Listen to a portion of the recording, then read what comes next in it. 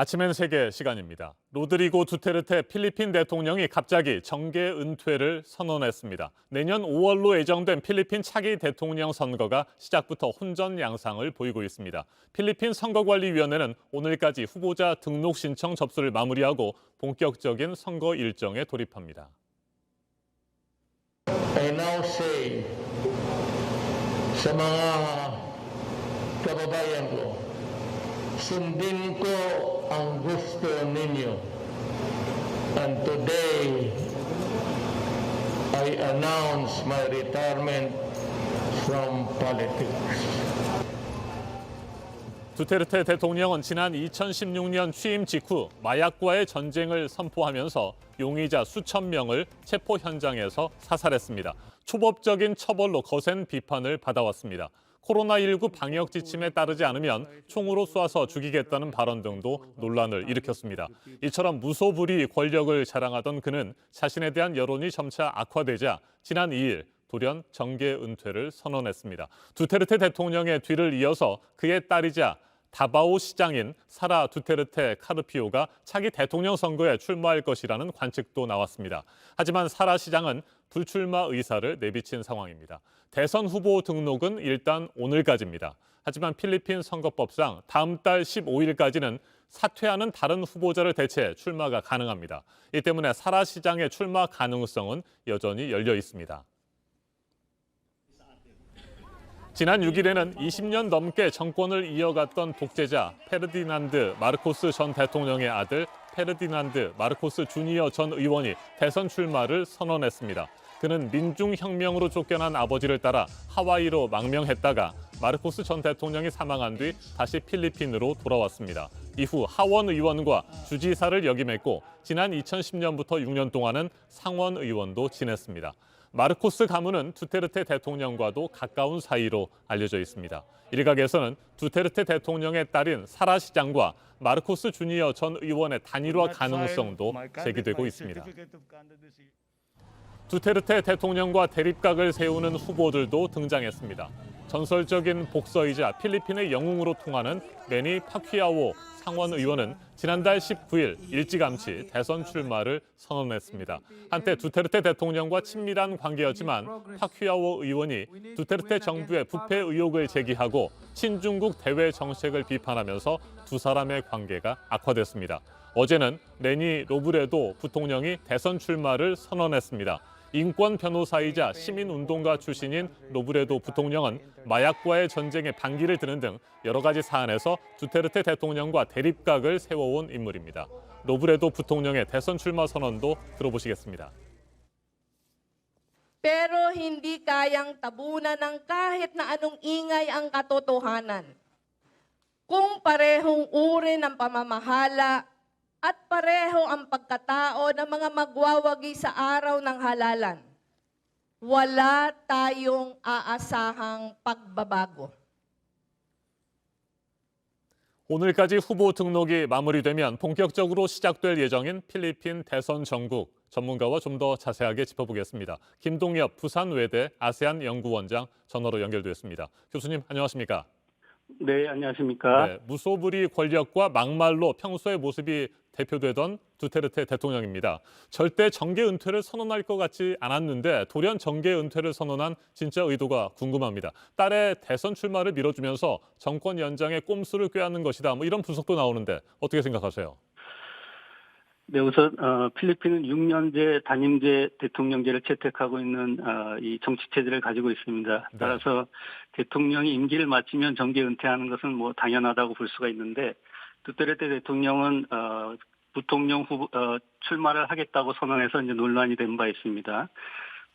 아마도 그 이유는 자신이 이제 말씀하신 것처럼 퇴임 후에 마약과의 전쟁을 통해서 자행된 초법적 사례에 대해서 국제 형사재판소의 조사가 부담이 되었고 또한 아마도 차기 대선 주자들이 자신의 정권에 대해서 비판하는 것에 대해서 불편함을 드러낸 것이라고 볼 수 있습니다.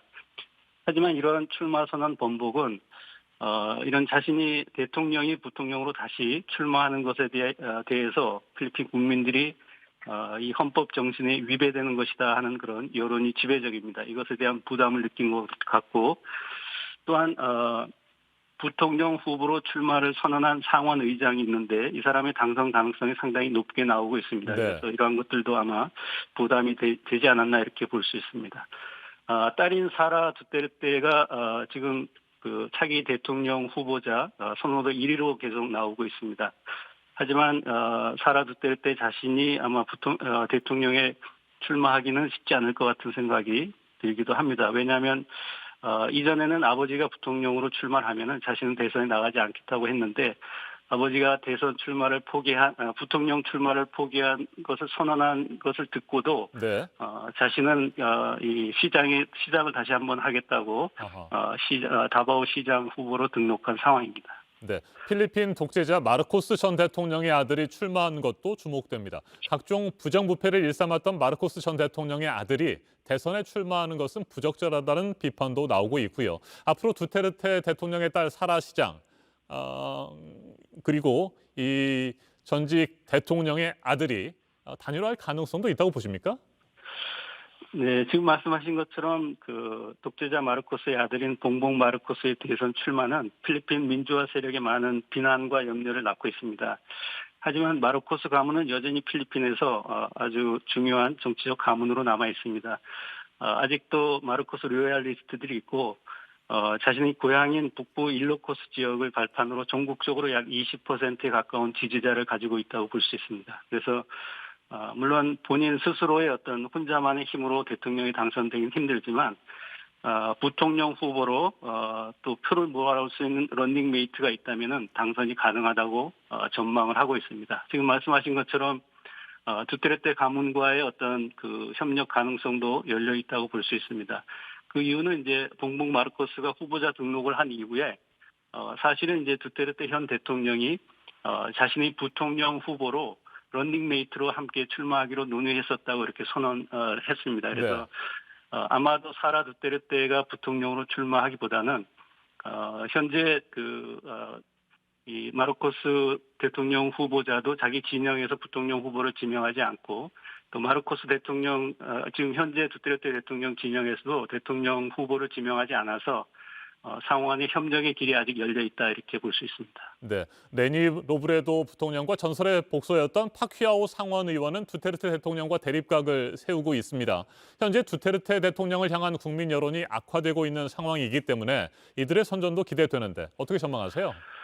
네, 그렇게 보는 시각도 많이 있습니다. 레니 로브레도 지금 현 부통령의 경우에는 마르코스 독재 정권을 몰아낸 민주화 세력을 대변하는 인물로 볼 수 있습니다.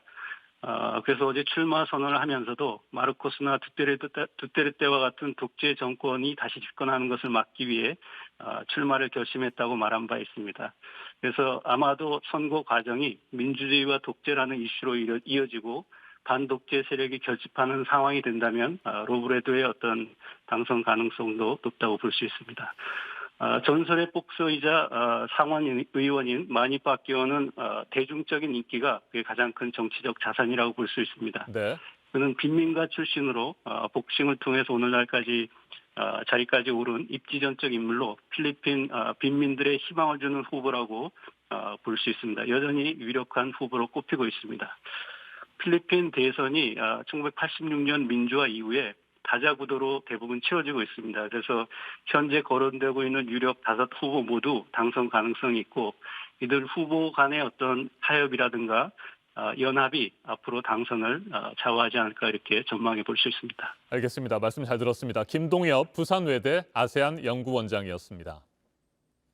필리핀은 특정 가문들이 정치와 경제를 독점하고 지배하는 이른바 족벌 정치의 폐해가 심각한 국가로 알려져 있습니다. 지난 1986년 피플 파워 혁명으로 독재 정권을 끌어내리면서 아시아의 민주화를 선도했던 국가였지만 결국 뿌리 깊은 족벌 정치를 끊어내는 데는 실패했다는 평가가 나옵니다. 이제 7개월 앞으로 다가온 차기 대통령 선거를 통해 필리핀 정치에 변화의 바람이 불 수 있을지 주목됩니다.